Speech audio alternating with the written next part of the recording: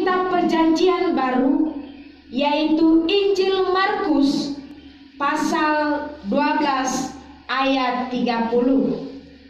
Injil Markus pasal 12 ayat 30. Saya akan membacakan untuk kita semua.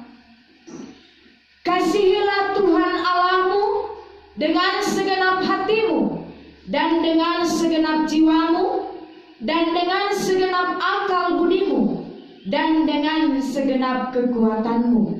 Sekali lagi saya akan membacakan untuk kita semua. Kasihilah Tuhan Allahmu dengan segenap hatimu, dan dengan segenap jiwamu, dan dengan segenap akal budimu, dan dengan segenap kekuatanmu. Sebagai tema firman Tuhan kepada kita pada pagi hari ini yaitu mengasihi Allah dengan totalitas. Mengasihi Allah dengan totalitas.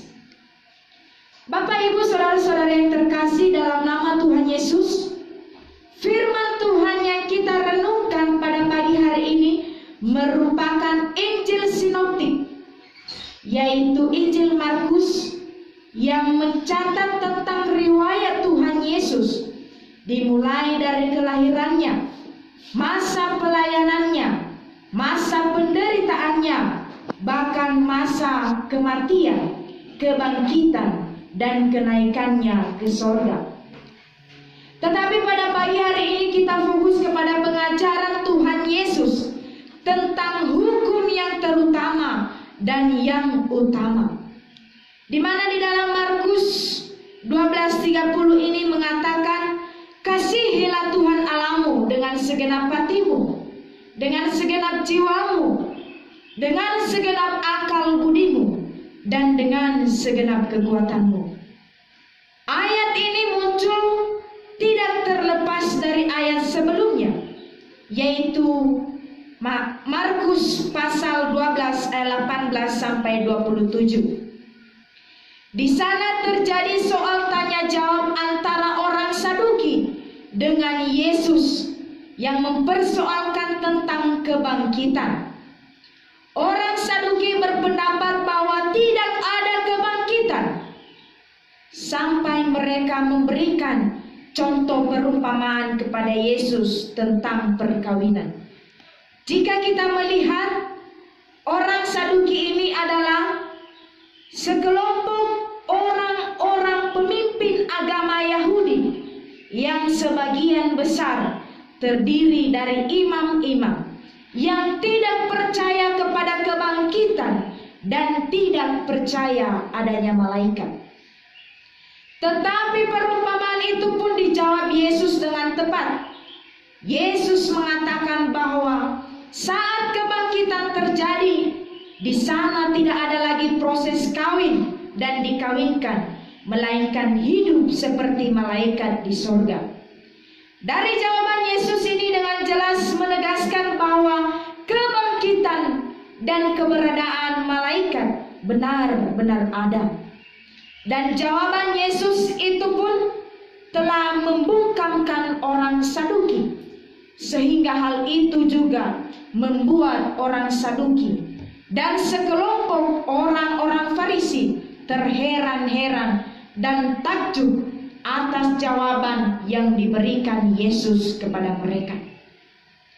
Tetapi jika kita melihat, kejadian ini dicatat juga di dalam Injil Matius, dan dengan jelas Matius menuliskan bahwa kelompok orang Farisi yang mendengar dan sekaligus menyaksikan jawaban Yesus yang tepat itu membuat mereka semakin membenci Yesus, sehingga mereka berkumpul dan berkompromi untuk mencobai Yesus dengan melontarkan pertanyaan yang menurut mereka cukup menjebak Yesus.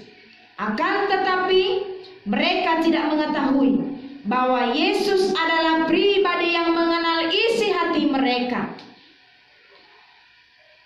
Isi dari pertanyaan yang dilontarkan orang-orang Farisi tersebut kepada Yesus adalah, hukum manakah yang paling utama dalam hukum Taurat?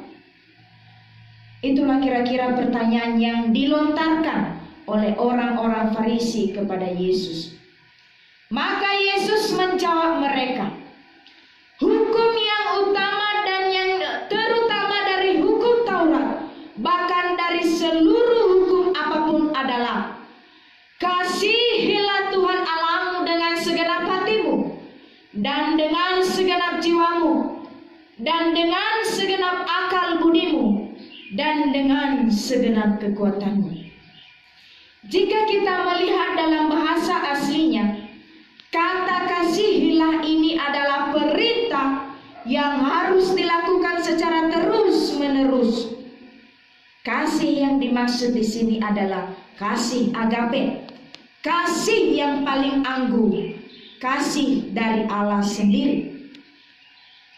Dari ayat 30 ini mengajarkan bahwa mengasihi Allah harus totalitas atau sepenuhnya, bukan setengah-setengah, tetapi seluruh keberadaan kita, segenap hati kita, seluruh jiwa kita, seluruh kekuatan, bahkan akal budi kita, harus kita gunakan untuk mengasihi Allah. Ketika kita mengasihi Allah dengan seluruh keberadaan kita, seluruh hidup kita, maka itu yang menjadi dasar bagi kita juga mengasihi sesama kita. Karena sangat tidak mungkin kalau kita hanya mengasihi manusia tetapi tidak mengasihi Allah, atau mengasihi Allah tetapi tidak mengasihi sesama. Itu sangat tidak mungkin. Tetapi ketika kita mengasihi sesama, maka itu tidak terlepas dari hal utama, yaitu mengasihi Allah. Atau dengan kata lain, kedua-duanya tidak boleh dipisahkan. Karena ketika kita mengasihi Allah, maka secara otomatis itu yang mendorong kita untuk mengasihi sesama kita. Karena dasar dari segala kasih adalah Allah.